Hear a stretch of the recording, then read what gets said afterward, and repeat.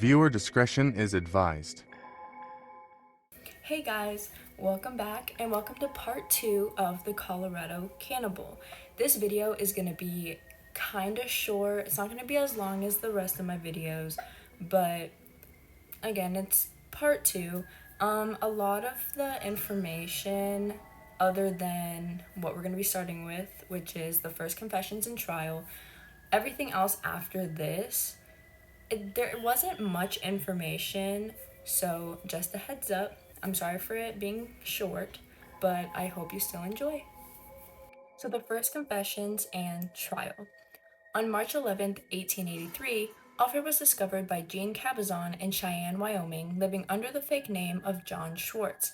He was one of the original members of the Utah Mining Party who stayed in Chief Array's camp in the winter of 1874. Jean was himself a member of the original party of the men who left Provo and wisely decided to stay put in Chief Array's camp, later safely making his way to their destination with Bob McGrew and Preston Nutter's party. He encountered Alfred by chance when Alfred moved near him looking to buy supplies. Jean reported Alfred to the local sheriff, who apprehended him and contacted General Adams. He was summoned to Cheyenne, where he confirmed Alfred's identity and accompanied him by train to Denver for his second confession, which he signed on March 16th. Alfred stated that his main reason for fleeing was out of a fear of mob justice being required upon him by the residents of Saguache, because the actual crime was committed within the confines of Hinsdale County rather than neighboring Saguache County. Alfred was accordingly sent to Lake City for detention and prosecution.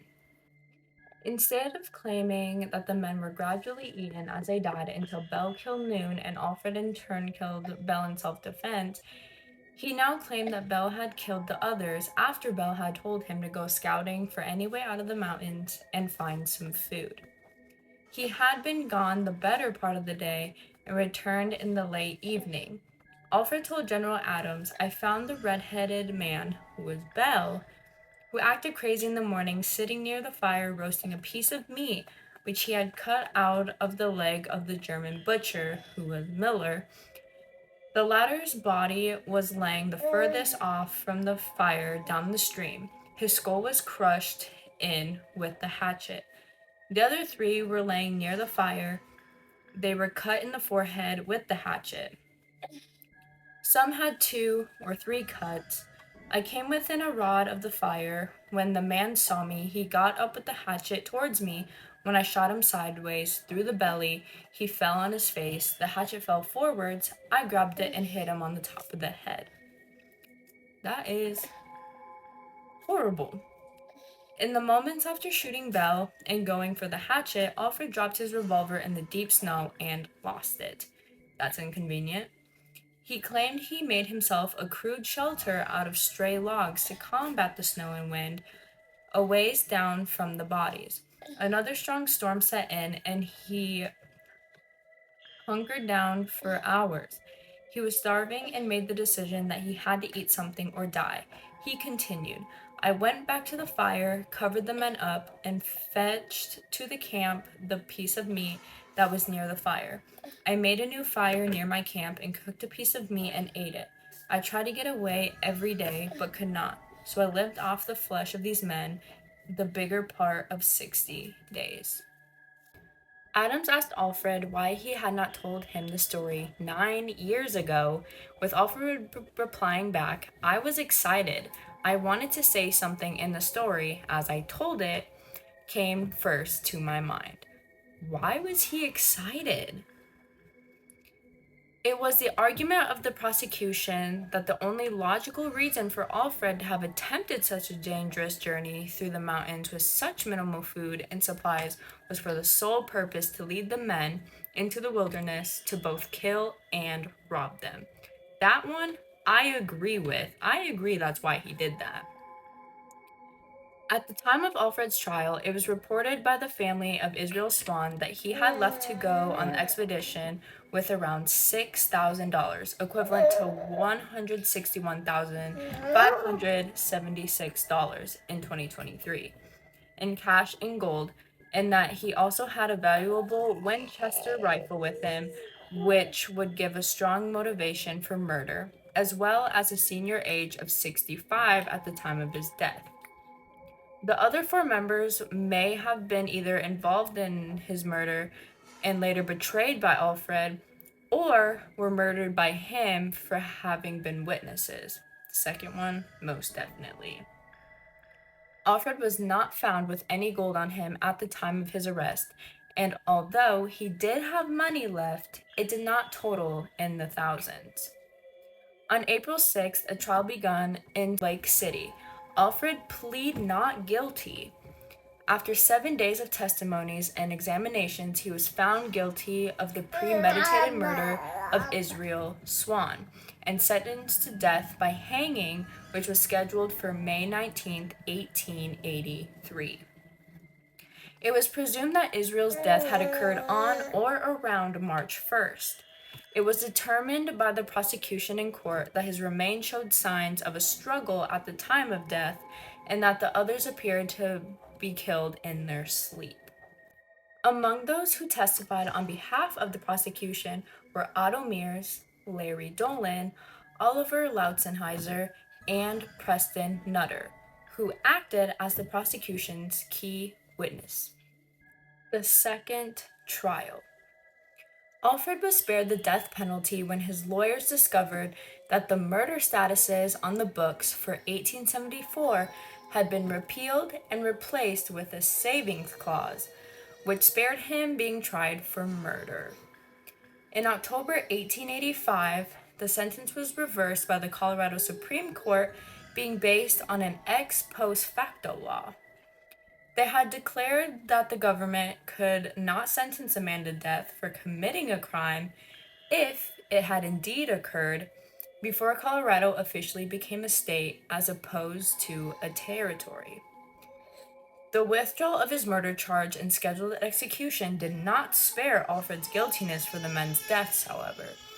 A second trial was held in Gunnison following a change of venue for his hearing that was also granted per the Colorado Supreme Court, as well as having a new judge of Republican Party standing to conduct pursuant to Alfred and his counsel feeling as though the prejudices and pre-affirmed guilt within the community of Lake City, mainly Democrats, made it impossible for him to receive a fair and unbiased trial.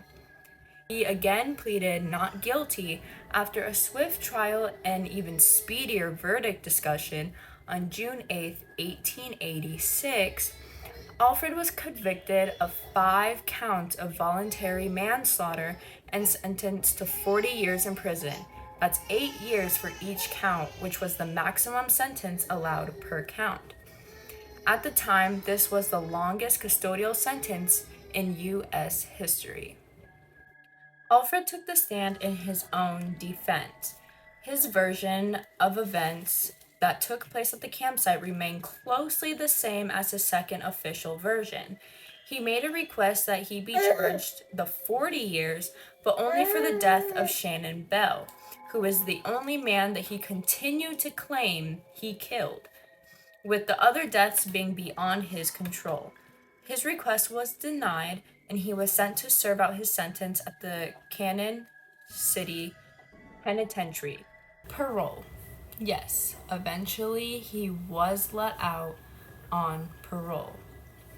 Alfred filed appeals on his case 5 different times and was always denied every submission. He sent letters to local newspapers stating he had been unjustly convicted by an unfair and unsympathetic system and by the ignorant conclusions and judgment of small-minded people. On June 19, 1899, Alfred's sentence was officially upheld by the Colorado Supreme Court.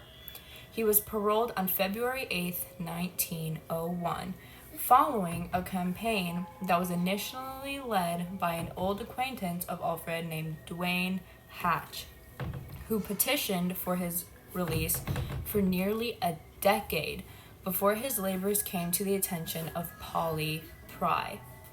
Alfred had served 18 years of his 40-year sentence. After his parole, Alfred went to work as a guard at the Denver Post and later as a ranch hand. His employment at the Denver Post came about, many believed, as a direct result of Pry and her employers securing his release. Alfred had an appealing respect for Pry for his remaining years and referred to her as his liberator. Alfred's death and remains. Alfred Packer died on April 23, 1907 at age 65 in Deer Creek, Jefferson County, Colorado. The cause of his death was cited as dementia, although his clinical cause of death has been described as a result of a stroke. Alfred was placed in Littleton, Colorado. His grave is marked with a veteran's tombstone listing his original regiment in 1862, which is a replacement as his original grave marker was stolen. His first name is listed as Alfred. He is known to have gone by both Alfred and Alfred in life. The Littleton Cemetery Association cemented Alfred's grave in 1973 to discourage grave robbing and vandalism.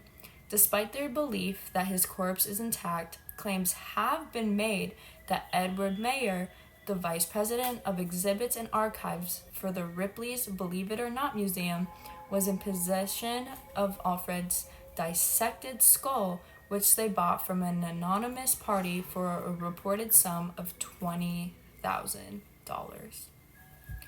No statement was made as to how they verified the originality of the skull, which is partially mummified, other than to state that the seller's information regarding its origin was sufficient. If the skull in question does belong to Alfred, it is presumed that his head was removed from his body shortly before or after his burial, then dissected with the brain being removed for study, and then preserved through an arsenic curing process. It is then said to have fallen into the hands of a traveling sideshow, which displayed it until it was later sold to a private party who in turn later sold it to Ripley's. As of 2008, the skull is reported to be at the Ripley's Museum in San Antonio, Texas, following its relocation from their New Orleans facility in the wake of Hurricane Katrina. Hey guys, just coming in. I just want to say again that I am sorry that the video is quite short. I hope that it was still enjoyable though. You guys should comment, or if you came from my social media, just message me who or what I should do for my next video, and I'll get it done. I think that's about it. But yeah, thank you for watching.